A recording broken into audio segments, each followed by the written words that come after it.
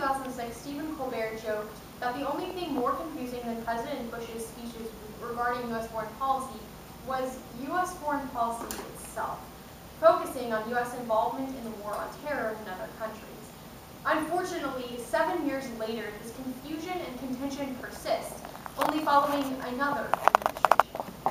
The New York Times reported on October 2, 2013, that the paradox of the Obama administration is that while indecisive on the big things, like the Afghan surge and Syrian intervention, the Obama administration is quick to intervene in other ways, considering drone strikes and special operation forces. The article continued that Obama, in fact, is the most special ops force-friendly president we've ever had. This, however, signals not only a shift in policy, but a shift in the apparent success of the United States in its war on terror.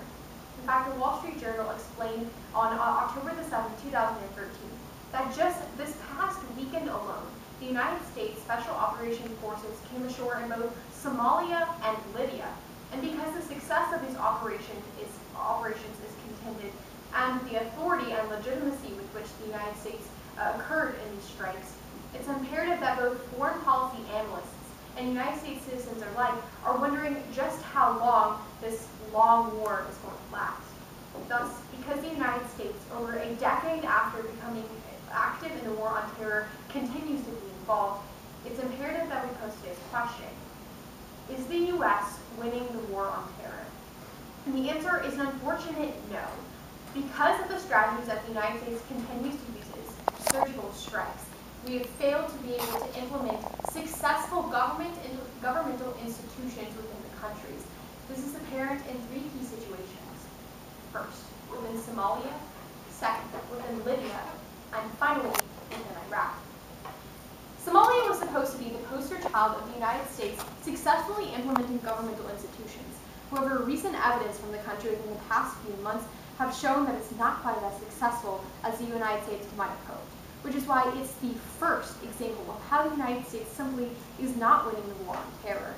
The New York Times explained on October 3, 2013, that because Somalia was supposed to have African Union and the United States backing its government within Mogadishu and pushing back terrorist organizations, that there was initially some positive light coming out of the country.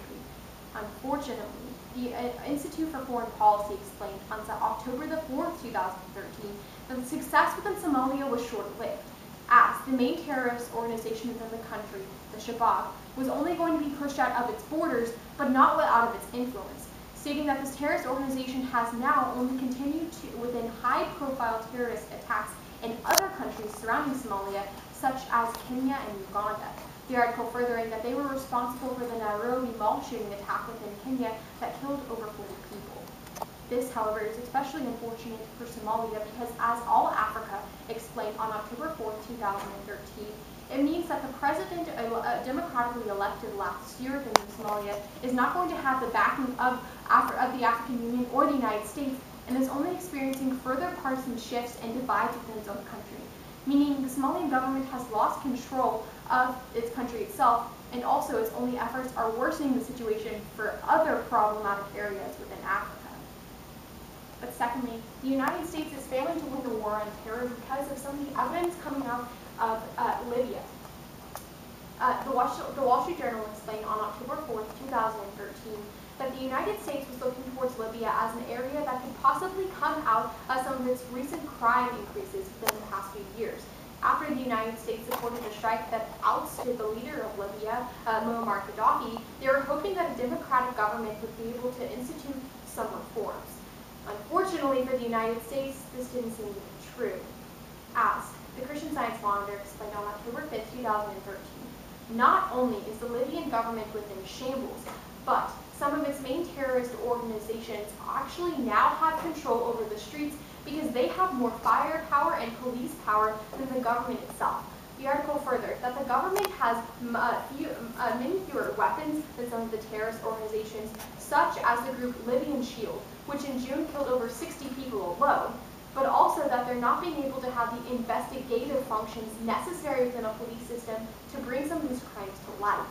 ABC News explained this on September 30, 2013, when they stated that because over 50 assassinations have occurred political assassinations have occurred within Libya in the past 2 years, and none of these murders have been brought to light by the justice system, it's highlighting that the fact the United States cannot succeed within a country in fighting terrorism if they don't institute a justice system within the country, as they failed to do in Libya.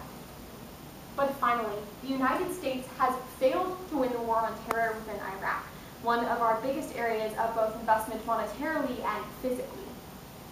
NBC News explained on October the 2nd, 2013, that Iraq right now is experiencing some of the same violence levels of back of 2008. Because after the United States withdrew its troops, they had instituted no formal government and had not trained the soldiers effectively within the country to deal with some of the rising terrorist organizations. However, the Institute for Foreign Policy explained that this could be an issue for the United States in future wars because they might not be learning their lesson from Iraq. It stated that while Iraq right now is one of the main areas that the United States has failed, it's going down the exact same path with Afghanistan, stating because the United States has failed to increase any of its economic or military support to Kabul when they pull out their troops in 2014, it's just as likely that they're going to experience the same situation as Iraq. Not only this, but because they have failed to implement successful training of the militaries between the countries, it seems as though the United States' efforts in both Iraq and Afghanistan could be wasted if we don't increase our support in the coming months. So when looking back at today's question, is the United States winning the war on terrorism? The answer is an unfortunate no, because we continue to rely on surgical strikes through special operations and drones rather than focusing on what's important, through instituting comprehensive and capable government institutions to fight terrorism. This is evident first in Somalia, second in Libya, and finally in Iraq. So while Stephen Colbert might have been joking about the United States' involvement in foreign policy, within the next few months, the United States' actions aren't a joke.